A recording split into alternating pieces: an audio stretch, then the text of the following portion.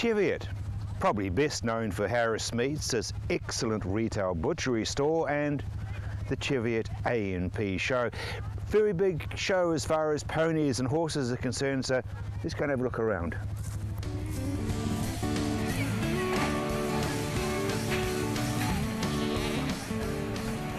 Now, speaking of horses, you look absolutely fabulous and as one with your horse. Thank you. So you're not that keen on microphones. No, yeah, he is a fantastic horse. So you're in what class? We're in the hack classes. And what does that mean? That means that he is judged, we're judged as a whole, as an overall picture, and the horse's conformation, the way the horse moves. And we're judged on a circle around the ring and then also usually a workout. And there's also classes for paces and manners and rider as well. Because you're not wearing what I would call traditional uniform either. No, things are a bit more blinged up nowadays, and it's all about the overall look and presentation, so the more you can do to make yourself look good, the better. And yeah, so it is all about the look. It's like a beauty pageant with horses. Well, you look absolutely fabulous. You probably go to one to warm him up now, do you? Yeah. Lizzie, you must be very, very proud. Yes, I am. How long have you and Rosie been a couple? Well, we got her in August, yeah, so a few months. So that's a very short time for you to get to know a pony. Yeah, I've gotten used to her fast though. So tell me about the different ribbons, because they're obviously different classes. Yes, well, this one I was the only one in the class. Yeah, well, that gives you the edge. And then the others I was against 3 or 4 other people, and yeah. So Rosie, I love the gear because it's got the name and everything on there. Yes, She's it was a sport thing. Yes, it was a Christmas present. To Rosie. To Rosie and me. Well, Mum, you must be exceedingly proud as well. Oh, very much, because you always get the pre-show jitters of worrying what's going to happen on the day. But the dear wee souls have gelled and they've had a good day out. It's been great. Because I'm absolutely astounded since August and the relationship that's been built with the two of them. Yeah, they do sort of say 6 months to a year to get to know a new pony, and Lizzie, this is her first real bout of proper riding. She's always just jumped on farm hacks and things. So it's been, lots of time put in over the Christmas holidays has helped, hacking out with Dad on the farm and mustering cows and things like that, and getting to know that you can go a bit quicker and not fall off, so it's all good. What's Rosie's history? Are you aware of it? Only that she was broken to saddle, restarted in April last year, and then the handler sold her on to us in August. So prior to that, I'm pretty sure she was just a brood mare. She was just having babies. So hasn't done a lot under saddle, so full credit to the dear wee soul. She's very quiet and lovely temperament, real smooch. A little bit of Welsh in there. Yes, a bit of Welsh and English riding. Yeah. I can't remember the total bloodline. It's either Glen Cree or Green Lee. There's 2 very similar bloodlines, and I can't remember which one she is. It's on the documents at home, but I can't remember. I don't care too much about all that. She's so quiet. She is, bless her. She's doing really well. She's a good wee lady. In fact, almost asleep. Yes. The sad thing is Lizzie's growing too fast and she's going to outgrow her very quickly, but she's been a great wee starter pony, so onwards and upwards from here, eh, Lizzie? Yeah. Lizzie, speaking of onwards and upwards, what are the plans for the future? A bigger pony? Yes, but maybe a bit bigger, and hopefully get into a bit of jumping maybe. Rosie's not sure about that, I don't think. Some of those jumps could be a bit big, Rosie. Congratulations to you both. Yes, thank you. 3 of you. Yeah, it's been great. Thank you. While many of the ponies have got all the trappings, these ones very, very few. Yes, well, the class is really for ponies that children would ride to school, and I suppose nowadays there's not many ponies that children would ride to school. But in saying that, to have a quiet pony like these ponies are in the paddock that any child can ride safely is a great thing for the parents and for the children too, of course.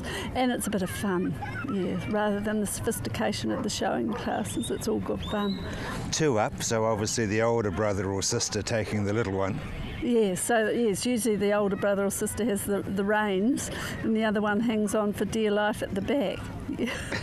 The other thing is just mounting. I mean, it's just no stirrup to haul yourself up on. No.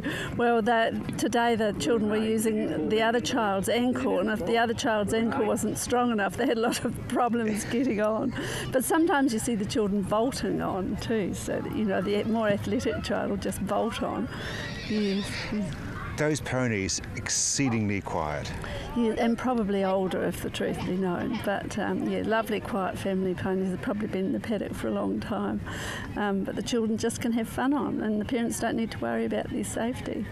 The interesting thing was, going back a few years, I mean, ponies were part of main transport getting children to school. Absolutely, and of course they had to be quiet because the parents put them on the pony and off they went all by themselves, and after a while of course the pony knew the way to school and it stayed in the paddock all day at school, and they hopped on after school and came home again, usually safely, hopefully safely. But in those days, I guess also there would just be a bridle and reins and no saddle. No, exactly. They wouldn't have had much gear at all. Probably could almost have ridden the ponies to school in a halter, I would have thought. Yeah, so quiet. Yeah. So how long has this class been going, do you know? Well, I haven't judged one for quite a long time at a show like this, but I think it's a great thing to have because, you know, some children just don't have show ponies, but they have this lovely quiet pony at home that they can have a bit of fun with at the local show. So it's excellent class. And what were you looking for? Well, quietness first of all, quietness, but of course the children wanted the chance to show off some tricks, so they had fun doing that, and the ponies showed they were quiet because they slid off their rump and went underneath them, and the ponies did nothing. So yeah, just safety really. Because ponies can be a little handful of mischief, can't they? Absolutely, and the more sophisticated riding ponies that we see in the show classes are probably not suited to be school ponies. These days there are fewer people travelling by pony and many, many more travelling by four-wheel drive transport. So obviously fuel and rural go together because you need fuel to get around, but you guys using this opportunity at the Cheviot Show? Yep, for us it's part of what we do, getting into the community where with the guys that we service, so not only just providing the fuel but basically being in the community where we actually operate is important to us. So it's quite competitive, your industry. Very competitive, yep, there's quite a few of us around, and but we like to distinguish ourselves from those guys by actually the programs that we've got, whether it be flybys or the Fuel for School programs that we're doing, and or sponsorships of the rugby clubs. So we're doing that quite a lot now, so it's good. Tell me about your schools program, Fuel for Schools. Yep, so basically at the moment there's a few changes happening with it, but ideally what we do is the farmer nominates the school where his kids go, and part of what if there's a group of farmers, so for every litre they use, there's a cents per litre rate that goes back to that school. So, and the school basically gets the ability then to use that for their iPads or for sports gear or whatever it may be. So, yeah, the days of free education are gone, haven't they? Yeah, well, it is harder with some of the schools nowadays. They don't get as much funding as they used to. So, from the government, and you know, for us, it's just one of those things. As part of what we do, it's good for the schools. So, yeah. Obviously, you're into bulk. Yep, bulk fuel. We're a distributor for Shell. We're privately owned, but we've got the ability to sell Z fuel cards or Shell. So for customers that are doing, say, contracting business that are operating in different areas, we can have a card and they can go and pull up at a Z truck stop and get discounted pricing there as well. So, and oils, we do a lot of oils as well, on-farm delivery. Anything over 20 litres is delivered for free. So. And that helps with their flyby points as well. So, yep. So how widespread is South Fuel? We do basically all the South Island, and we've also got another operation in the North Island, which is called North Fuels. So, well, that's a bit of a giveaway, isn't it? It is. So, we're up there with those guys, and we do the same up there as well. So, yeah, and it's a growing business, and we're quite enthusiastic about it. A lot of guys in the team are, we love what we do, and this is part of it.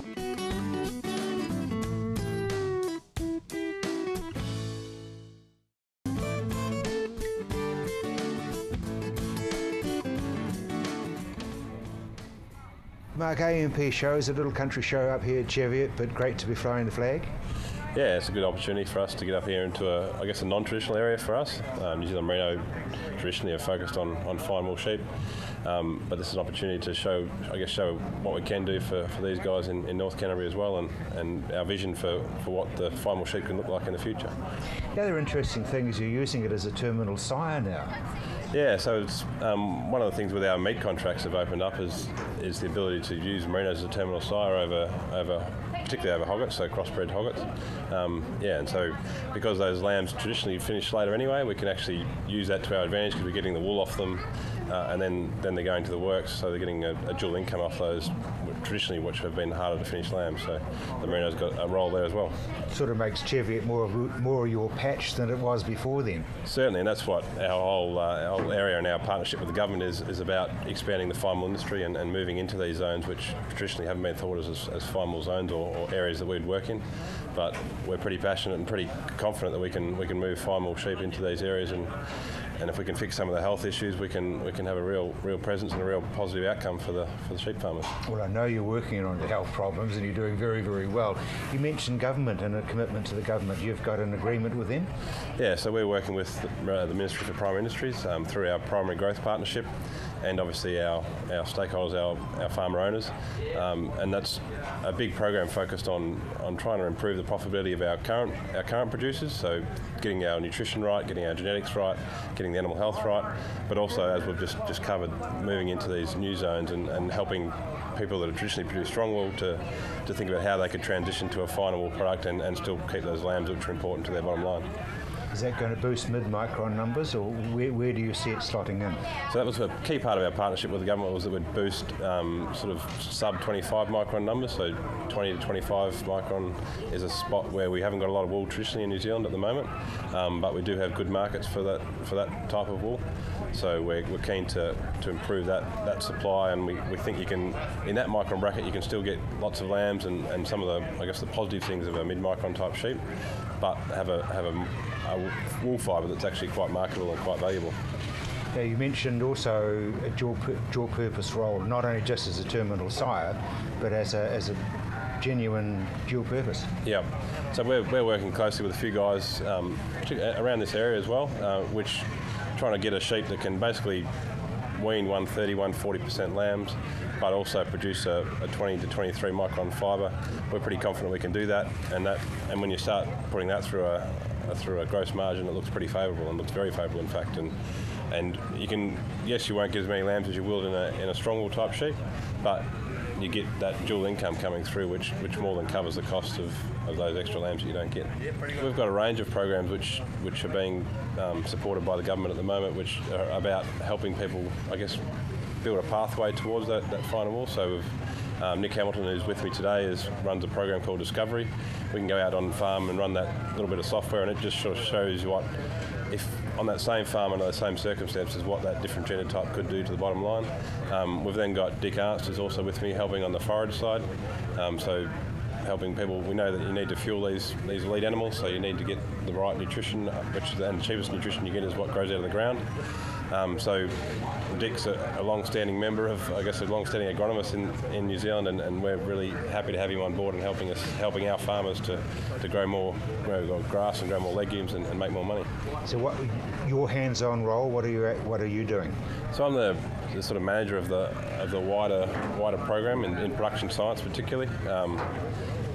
But I guess my main background is in genetics, so I'm working with stud breeders to help them use technology, estimated breeding value technology, which has been around in the industries for a long time, but the fine wool industry has been a bit slower than some to take that technology up.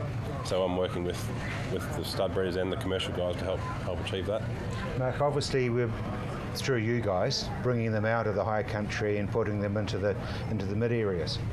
Yep. So I guess we don't want to lose sight of those really important people in the high country as well. But and so they're a core part of our clientele.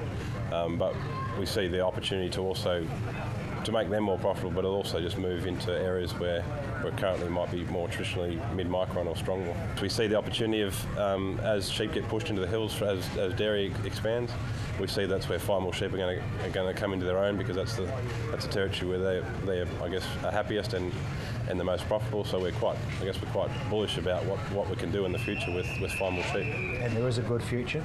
There's a great future. I think a lot of our work, which we're working with Merino Inc., which is funded through merino growers around foot rot, people think fine wool sheep, I guess one of the things that comes into their mind is foot rot, unfortunately. That's right, sort of white hooves and foot rot. Yeah. But we're doing some work now and doing quite amount of genetic work as well as just hands-on handling foot rot. But a lot of the genetic work is showing that there's sheep out there, fine wool sheep, merino sheep, that can stand in foot rot all day long and don't get it. So I'm quite, I guess 12 months ago when I moved to the country to help take up the challenge, we were hopeful, but we weren't that confident. But now we're starting to see some real runs coming home, which is really important, and really that will change the industry. If our fine wool sheep don't get foot rot, it's an absolute game changer, and that's, I guess, a big part of our focus and a big part of the agreement with the government to fix foot rot.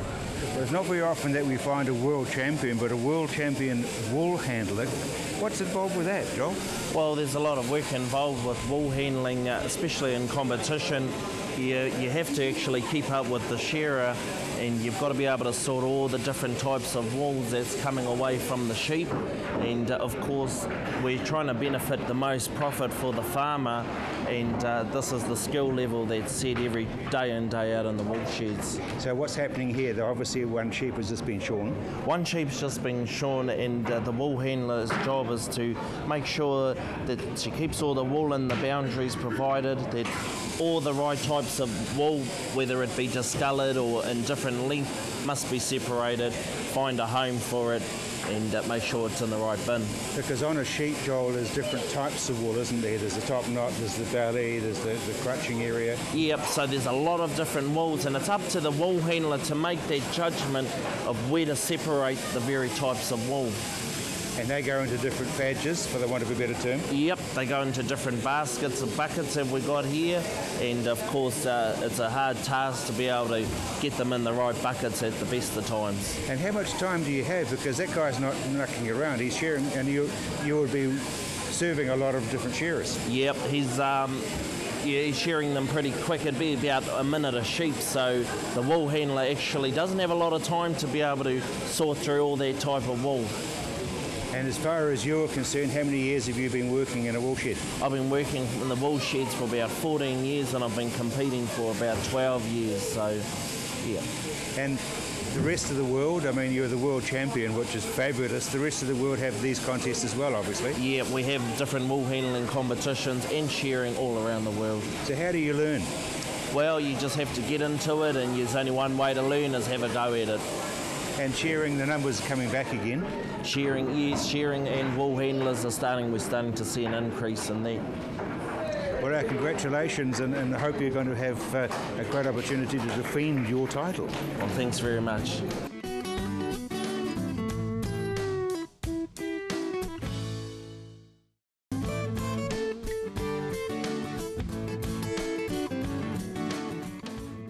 Merino's becoming a dual-purpose animal.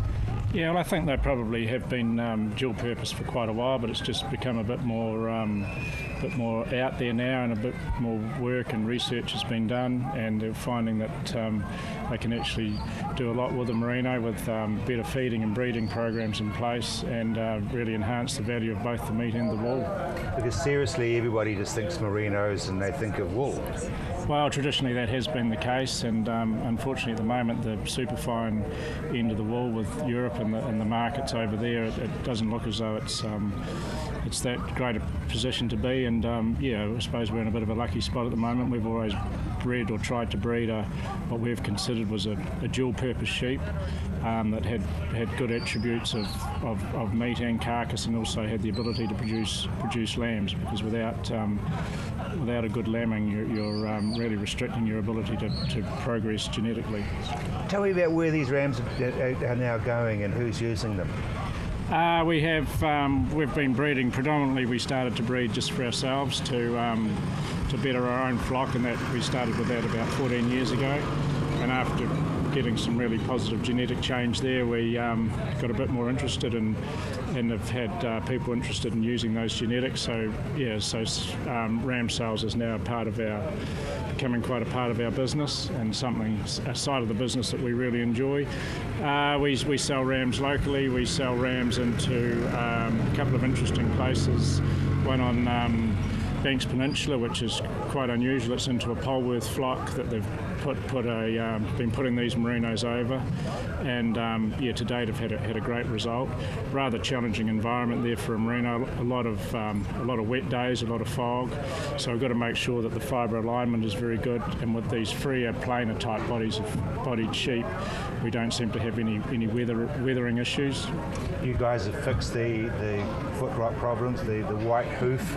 You used to go pale when I mentioned that, but now you're quite confident. No, I mean the feet. It's the biggest single issue in the merino industry. Still is the foot problems, but the merino company's doing a lot of work at the moment, trying to get a genetic foot marker test, so we can hopefully in the next year or so there'll be some positives come out of that, and we'll be able to select those sheep that are going to be more resistant or resilient to those problems. So you mentioned Polworth. What else are people putting them over? People are putting them across Romneys and Corriedales. I mean, there's nothing new about a Romney merino cross being a half-bred, but going across Corries just to fine them up a little bit to get into some of the wool contracts that are available. Let's talk about the wool, Susan. You obviously got an end product as well. Show us the sort of wool that you get off one of your merinos.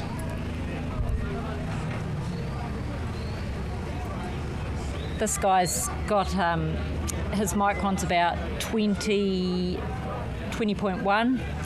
It's nice and white. And it goes through the processing machines nice and quickly. It's with the broad crimp and the no cross fibring. Yeah, it goes. Now you've got some scarves and bits and pieces that you're marketing. Yes, we sent some wool over to Italy a couple of years ago and had it processed in Biella, and we've had some scarves and throws made. And as far as the future for garments, New Zealand merino, Susan, has become a name, hasn't it? It has.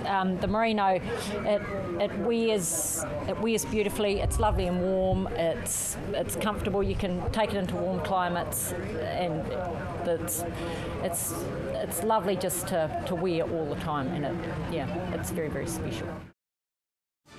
One of the lovely things about the horses and ponies at the show is that they don't stay in one class. While there's jumping and behavioural and lovely classes for the best dressed and the best presented, there's also a bit of Americana. This is barrel racing with 3 entries for the 12s and under. Obviously it's against the clock, and it's really just a case of how good is a pony compared to a quarter horse. And so from a standing start, it's really just a case of, it's supposed to be a sprint, but in this case it's more of a trot. The quarter horses, of course, obviously are named quarter horses because of their speed over a quarter of a mile, whereas a little Welsh pony is probably going to be a bit slower than that. But anyway, it's still being part of the whole thing. You notice the rider was wearing the traditional English type gear as opposed to the Western, and a quiet little trot, quick gallop, and that's the Welsh pony all over again. Well, that was a bit different to the things you have been doing today. Yes, it definitely was. Bit of a slow trot rather than a full-time gallop, though. Yeah, it was. I'm not really used to the galloping thing, but I'll get used to it soon. But Rosie did everything that she should have. Yes, she was very well done. I'm very proud of her. Okay. This time it's a bit more of a gallop. Just remembering that these are 12-year-olds and younger, hanging on there, the ponytail flying behind. You can go around the barrels in either direction. It doesn't really matter as long as you do actually go right round. And then there's the sprint for home. The ears are back, and it is definitely serious.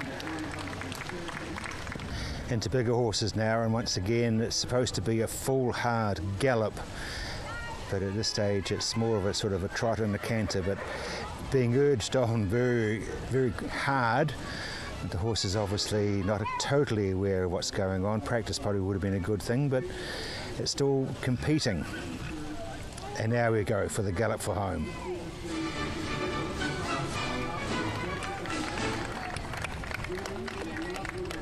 And if you were wondering what it's like when the horse and rider barrel around the course, take a look at this.